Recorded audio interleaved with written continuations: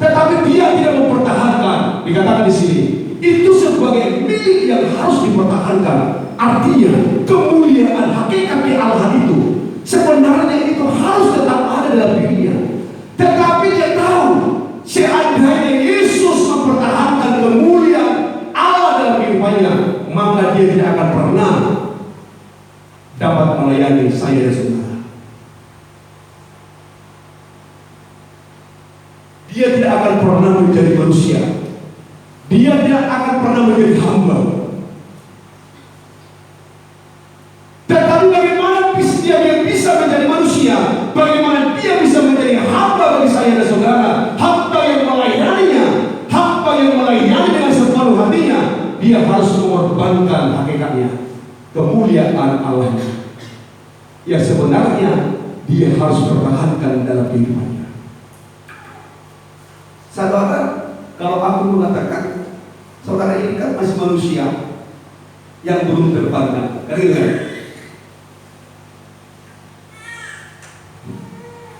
Siapakah kita ini, saudara yang dikasih Tuhan? Mari kita kembali melihat kepada diri kita sendiri. Adakah kita sempurna daripada Kristus? Adakah kita sehebat daripada Kristus? Adakah kita seagung dari Kristus? Tapi dia, Kristus yang agung dan mulia, mampu melepaskan itu semua untuk dapat melayani saya dan saudara. Jangan pertahankan harga dirimu, sehingga saudara tidak bisa melayani dengan penyerahan hidup sepenuhnya. Harga diri kita ini harus kita kubur. Jangan katakan, oh saya ini begini. Kalau saya mengatakan, kita ini siapa lagi kita ini? Saya pernah bersaksi, ini satu gambaran kecil bagi saya ini, dan menjadi teladan bagi saya. Waktu kami pergi mengikuti seminar atau KKR di Surabaya, di waktu itu kami harus diantar ke penginapan masing-masing. Di waktu itu kami bersama dengan istri tidak diizinkan untuk angkat koper ke mobil yang akan mengantar kami ke bus. Itu kakak kami ikut waktu itu. Kami masuk dalam mobil Alfa. Tahu-tahu dia siapa yang mengangkat itu? Dia seorang bos perusahaan, tapi dia imam. Saya memandang mereka itu hanya sebagai pengerja gereja. Waktu itu saya tidak tahu dia pengusaha besar, tapi saya melihat sikap dia rela menurunkan harga dirinya untuk pekerjaan pelayanan itu. Saya berkata dalam hati saya, orang-orang ini sudah dibentuk menjadi seorang imam yang hidup di atas korban anak domba jantan.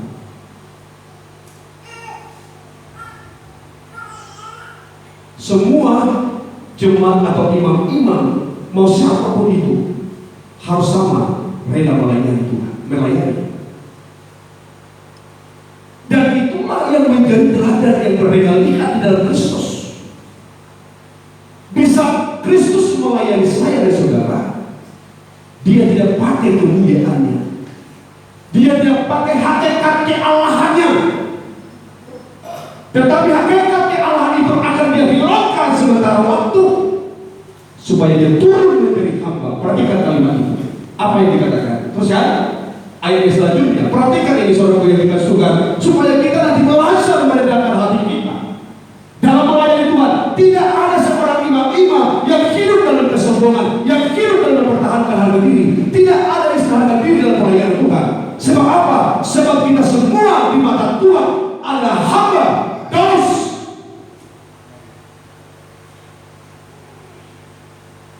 Kalimat dolos itu menunjuk pribadi manusia yang terhina.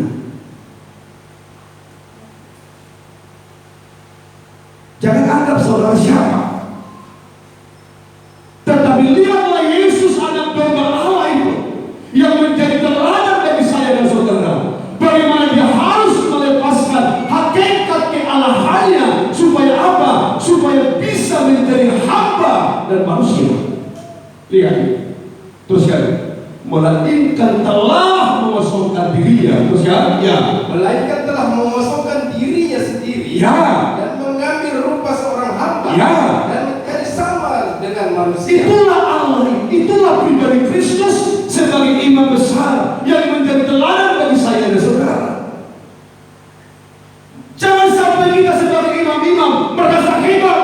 Yang mungkin kita hebat oleh karena kemampuan yang kita miliki, sehingga kita menjadi angkuh dalam di hadapan Allah. Bagi Allah tidak ada imam yang layak di hadapan Allah kalau hidup dalam keangkuhan. Tapi imam-imam bagi Allah yang adalah orang-orang yang mampu mengosongkan dirinya untuk mengambil rupa seorang hamba dan manusia. Bukankah manusia ini adalah hina?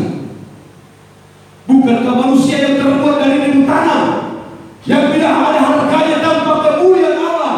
Bukankah manusia yang dikatakan oleh dari khotbah yang sanasib dengan binatang? Supaya jangan seorang imam-imam melayani dengan dalam keakuan hidup tanpa penyerahan hidup sebenarnya. Saudara ini tegur, saudara marah, itu tanda saudara mempertahankan hal ini. Jangan sampai Tuhan nanti yang menolak kita menjadi imam. Mungkin saya masih pakai saudara, mungkin gereja masih pakai saudara, tapi Allahmu, Allah yang kita sembah, tidak lagi memakai kita sebagai imam. Maka disitulah yang harus kita miliki dalam kehidupan kita. Sebagaimana Allah berkata, supaya kita bisa imam-imam harus didasari dengan apa? Korban anak domba jantan yang pertama itu, artinya korban api-apian sebagai lambang penyerahan hidup sepenuhnya untuk pelayanan Allah. Supaya saudara tahu bagaimana hebatnya Allah memperhatikan seorang imam-imam. Maka aku tidak terima kalau seorang imam-imam diseserakan Tuhan masa hidupnya. Saya akan mempertanyakan itu. Mengapa? Tetapi seorang imam-imam yang di dalam kehidupannya yang penuh penyerahan kepada Allahnya akan selalu mendapatkan perhatian Allah dalam hidup. Amin. Saya tidak mengatakan oleh karena teori, tetapi itu praktik bagi saya dan kenyataan bagi saya. Saya sendiri alami itu sebagai hamba Tuhan. Saya pernah berkata kepada Tuhan di masa-masa kami di dalam perintisan, kalau memang Engkau memutus saya di bidang ini Tuhan, Engkau yang memanggil saya menjadi hamba Tuhan, jangan permalukan namamu oleh karena aku. Karena waktu itu kami mendengarkan suara sumpah, lihatlah anaknya itu tak pernah bisa sekolah, lihatlah tak akan pernah dia makan, tampang SMA pun anaknya tidak akan pernah bisa. Tapi saya tidak akan sakit hati dalam hal itu. Tapi saya menuntut Tuhan waktu itu. Saya bukan kemauan untuk melayani Tuhan ini. Tapi Engkau panggil saya. Pelayanan yang Kau berikan ini bukan kemauanku Tuhan, tetapi ini kemauan Tuhan. Engkau yang mengangkat saya menjadi imam-imam, bukan aku Tuhan. Jangan Engkau permalukan saya, jangan permalukan namamu oleh karena saya. Perlihatkan kuasa-Mu untuk membela kami. Puji Tuhan, karena kemurahan Tuhan. Apa kata orang? Itu tidak terjadi. Anak saya sekolah, jujur oleh karena kebaikan Tuhan, semua baik. Tuhan sudah menyelamatkan anak kami 2 sarjana. Sekarang tahun depan selesai. Pandangan manusia tidak sepandangan Allah. Karena aku imam yang belajar menyerahkan hidup sepenuh pada Tuhan.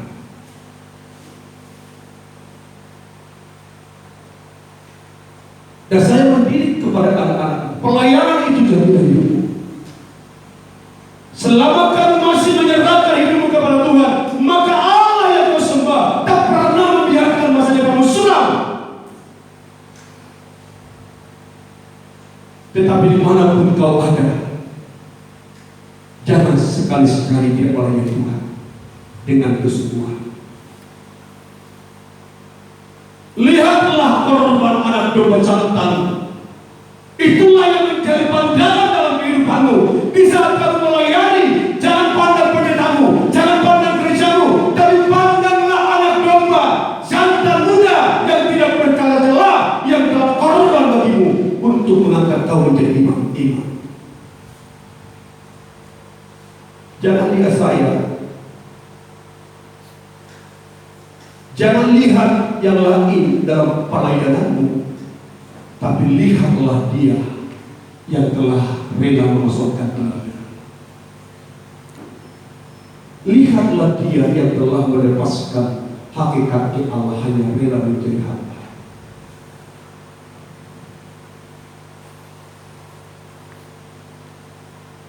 Amin. Amin. Lihat, supaya saudara bisa melayani Tuhan bukan karena itu dan ini, tapi saudara melayani Tuhan karena Dia yang telah melayani kita.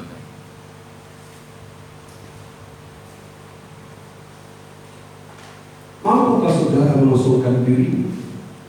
Mampukah saudara mengusulkan harga diri? Kebanggaan yang saudara miliki bagikan Paulus. Bukankah Paulus berkata, seandainya ada orang yang berbangga-bangga sebagai manusia, aku lebih daripada mereka, aku keturunan Yahudi dari suku Benjamin, aku orang terpelajar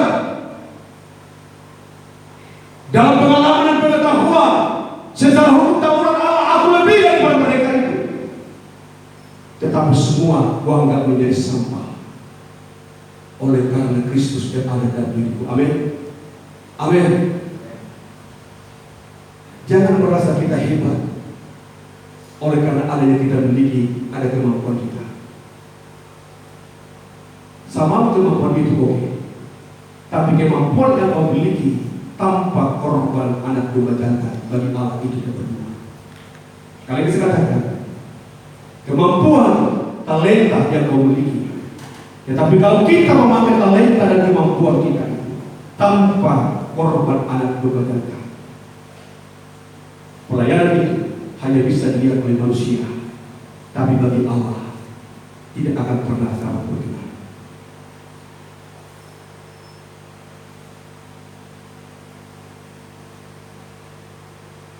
Jangan kita melihat, oh di sana melayani Tuhan begitu hebat, luar biasa.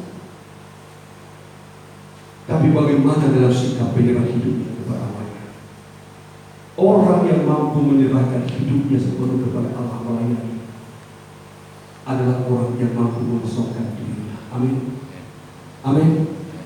Amin. Bukan mempertahankan harga diri. Maka saya katakan seperti ini. Kalau memang kita dijatuhkan, biarlah kita jatuh dalam pandangan manusia, tapi bagi Allah kita terangkat. Amin. Itu yang harus ada di dalam jiwa kehidupan saya dan saudara. Maka perlu korban anak domba jantan yang pertama. Setelah itu Tuhan katakan, ambil korban jantan anak domba jantan yang kedua sebagai korban penghabisan imam-imam. Supaya apa? Supaya ada penetapan mereka adalah milik kepunyaanku, mereka adalah imam-imam bagi saya. Nanti saudara dihabiskan. Memang saya sebagai manusia, saya gembala yang dipercayakan Tuhan. Tapi ingatlah, hari ini saudara tetapkan untuk saya, tapi saudara tetapkan untuk Allah dalam melayani Tuhan. Amin. Setelah itu Tuhan berkata, ambil pakaian mereka, buat pakaian bagi mereka itu. Ada yang terbuat dari baju efod, ada gamis, ada baju yang berjala-jala. Pakaikan kepada Harun menjadi pakaian perhiasan di kudus. Itu bicara dengan perbuatan-perbuatan yang indah. Seorang imam-imam jangan berpakaian awam, tapi imam-imam bagi Allah harus ada pakaian khusus, namanya pakaian kemuliaan, pakaian kekudusan. Dimanapun saudara harus berpakaian itu, bukan hanya di gereja itu. Oh, di gereja ini saudara suci lah, di gereja bisa air, di gereja baik, tapi di luar sana minta apa yang saudara kerjakan. Seorang imam adalah orang yang dikhususkan oleh Tuhan. Seorang imam tetap harus menjadi imam dimanapun dia ada. Bukan di dalam gereja, tapi di luar gereja bukan imam. Maka Tuhan katakan, buat bertanda pakaian yang berbeda. Maka setelah Harun dan anak-anak Harun memakaikan pakaian hiasan kekudusan itu, Tuhan berkata, ambil minyak beberapa, urapilah mereka itu. Supaya apa mereka diurapi? Supaya mereka menjadi kesukaan bagi Allah. Mengapa saudara tidak melayani dengan penuh pengharapan? Karena pakaianmu pakaian cuma satu. Jangankan Allah, manusia sendiri pun melihat pelayanan jijik. Karena pakaian bukan pakaian imam. Kali kita katakan, di saat kita melayani tanpa pakaian hiasan kekudusan, tanpa baju efod, gamis, dan serban ikat pinggang, pelayananmu adalah hanya pelayanan yang membawa kepada kematian. Tapi di saat kita melayani Allah dengan pakaian-pakaian kekudusan, ada efod, ada gamis, ada baju yang berjala-jala, ada serban di kepala kita, maka Tuhan berkata, ambillah minyak, aku akan mengurapi mereka.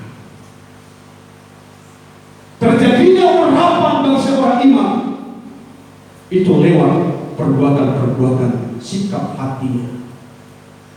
Tetapi kalau kita imam-imam melayani tanpa memiliki sikap hati seperti Kristus, seperti pakaian imam-imam, ingatlah, saudara hanya melayani dengan kemampuanmu, tapi tanpa urapan Allah. Makanya orang mendengar, tidak suka.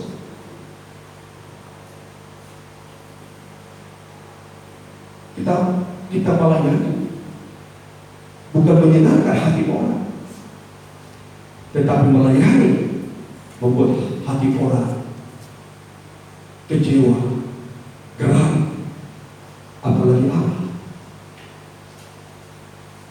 Kita lihat sebentar dalam Mazmur Daud pasal 45 ayat 7. Tujuan pengurapan bagi seorang imam ataupun raja itu adalah sebagai tanda kesukaan. Mazmur pasal 45 ayat yang ke-7. Haleluya.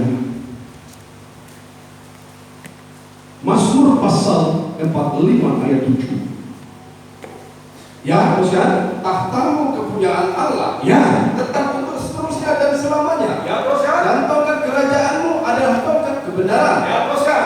Engkau mencintai keadilan dan membenci kefasikan. Ya, teruskan. Sebab itu Allahmu Ya. telah mengurapi engkau. Sebab itu Allahmu telah mengurapi engkau dengan minyak, teruskan. Ya, Dengan minyak sebagai tanda kesukaan. Ya.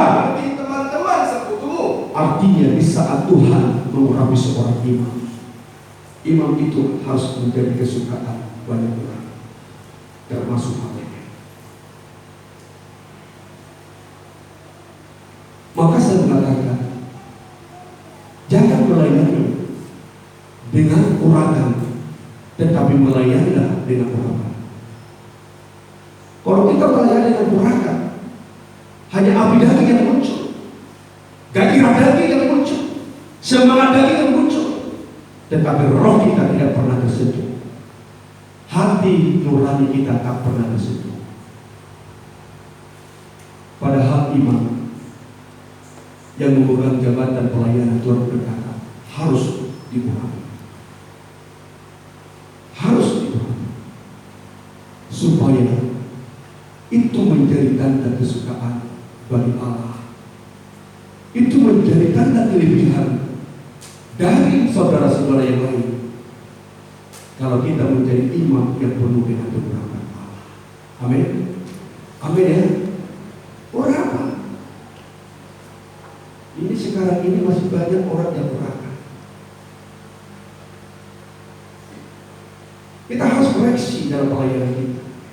Baik choir, singer, dengan musik, semua yang terlibat. Jangan buat pelayanan yang ruhani. Saya mengatakan bukan hanya tubuh yang melayani, tapi perasaan dan jiwa kita ini harus tersentuh oleh Tuhan. Bernyanyi, jangan hanya bernyanyi di depan, tetapi seorang imam-imam yang terpandang di dalam pelayanan, di dalam singer ini harus menjiwai pujian itu sampai dapat menikmati hadirat Allah dalam pujian itu.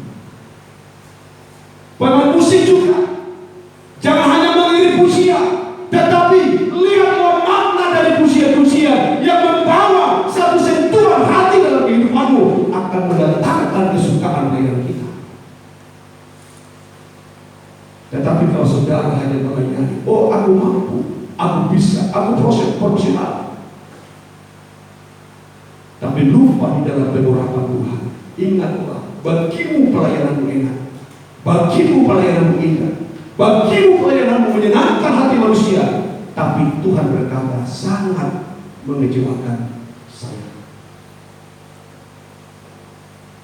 Sebab dasar jabatan imam, korban yang jantan muda, anak domba jantan muda, dan juga anak domba jantan kedua, pakaian dan penurunan. Itu yang tiga macam inilah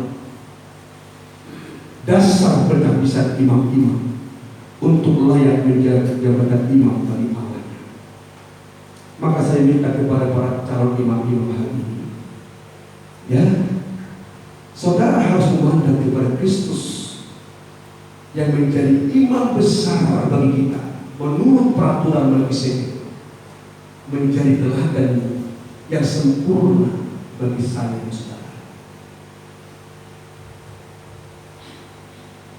Maka saudara melayani nanti hanya memandang kepada Dia. Amin. Jangan pandang nanti saya. Kalau saudara memandang saya, bisa saya nampak, saudara sendiri sudah. Bisa saya tidak ada, saudara bagaimana? Imam-imam harus memandang kepada Dia yang ada di dalam kita. Amin. Milikilah korban, 3 korban, miliki pakaian, milikilah pengurapan. Catat itu.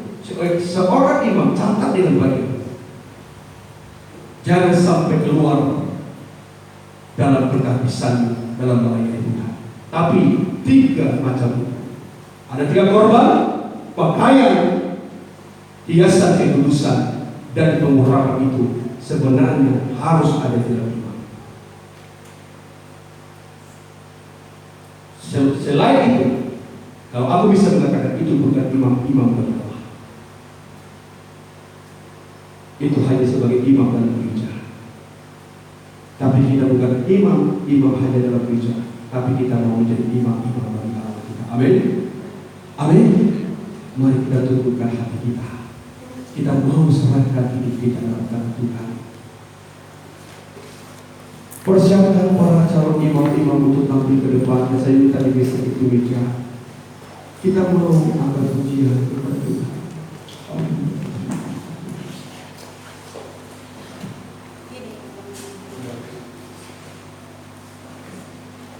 Melayani Tuhan, melayani Yesus. Sebab Tuhan lebih tunggu melayani saya bersaudara. Biarlah kita mau melayani Tuhan dengan penyerahan hidup kita sepenuh pada Tuhan.